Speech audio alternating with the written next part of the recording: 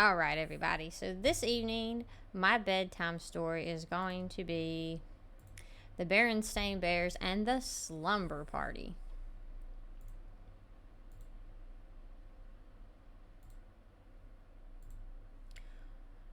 One of the most interesting things about a telephone is that when it rings, you don't know who's calling until you answer it. Sometimes, when the phone rang in the Bears treehouse, it was for Papa.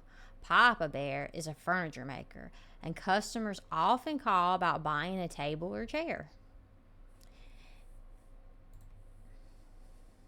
Sometimes it was Grizzly Gran calling Mama about getting together for a visit.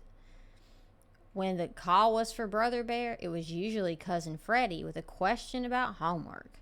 When it was for Sister Bear, it was almost always her best friend Lizzie Bruin. And Lizzie almost always had some big idea. A tea party for all their stuffed animals, going to the attic and dressing up in grown-ups' clothes, or organizing a sorority and using Farmer Ben's old chicken coop as a clubhouse. With permission, of course. But today, Lizzie was calling with her best idea yet. A slumber party. Tonight at your house? Great idea, said Sister. Just a few of my dearest friends, Lizzie continued. You, of course, and Anna, Millie, and Queenie. Bring your sleeping bag. And would you bring your tape player? Anna and Millie are bringing tapes, and Queenie's going to teach us the latest dance steps.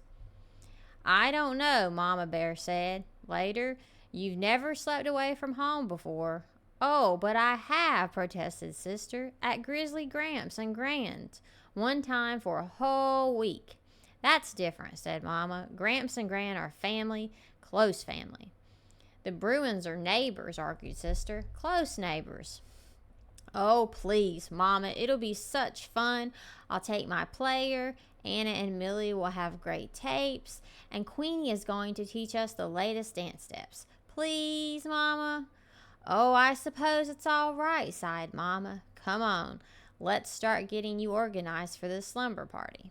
You know, she said as she checked out Sister's sleeping bag, it still has some leaves stuck to it from a family sleep out. Sleeping over at a friend's house is kind of a special privilege, and something that goes with privilege is responsibility. Do you know what those words mean? Sure, said Sister. Privilege means being allowed to do stuff, and responsibility means not messing up. Now you remember what your mama told you about privilege and responsibility, said Papa Bear, as Sister started off for Lizzie Bruins. Oh, I will, Papa, I will, she said. But Sister wasn't very far along the road to Lizzie's before she began thinking about all the fun and excitement she was going to have at the party. It didn't take long for those thoughts to push Mama's advice about privilege and responsibility clear out of her head. Another interesting thing about telephones is that they help news to travel fast, especially news about parties. Anna told her other friends about the slumber party, and they told their friend. Millie did the same. Pretty soon, cubs from all over the neighborhood were calling Lizzie and asking if they could come to the party. Sure, she said, but bring some popcorn or soda. We don't want to run out. Too Tall Grizzly didn't hear about the party by phone.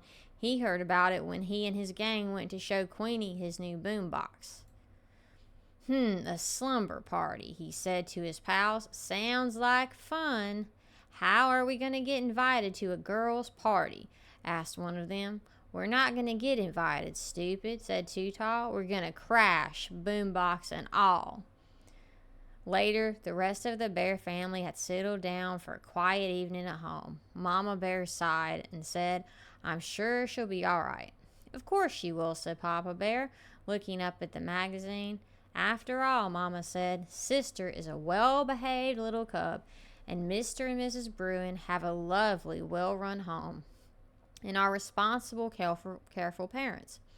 No doubt about it, said Papa, going back to his reading. There was only one problem. Mr. and Mrs. Bruin weren't home. They had gone out for the evening and had left Lizzie in the care of a teenage sitter, who wasn't much older than some of Lizzie's guests.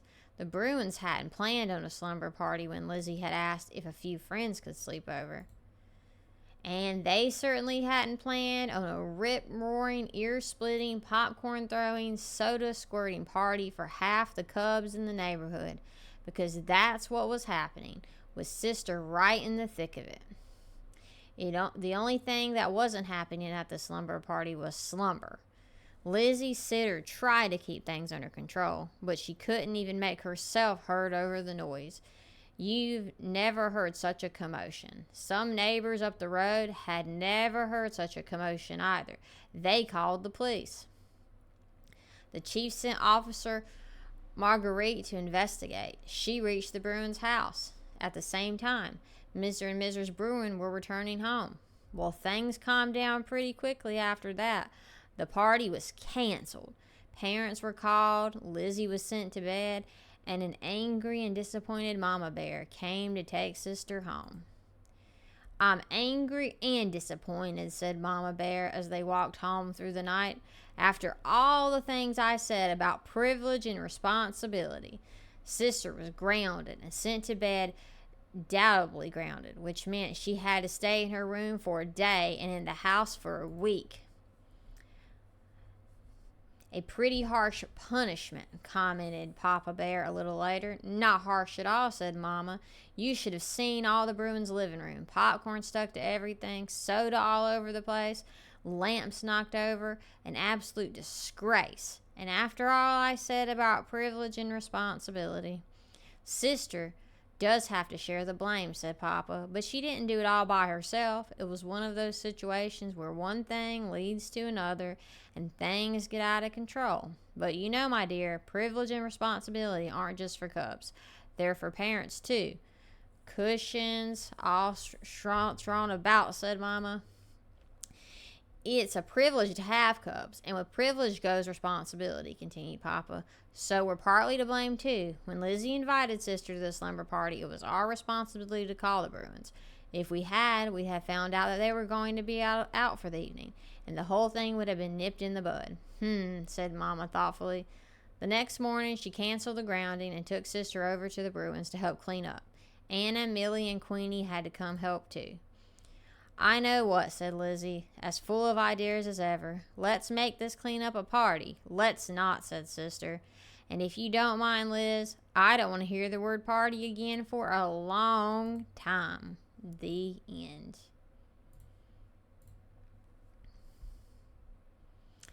All right, thank y'all for listening to my bedtime story.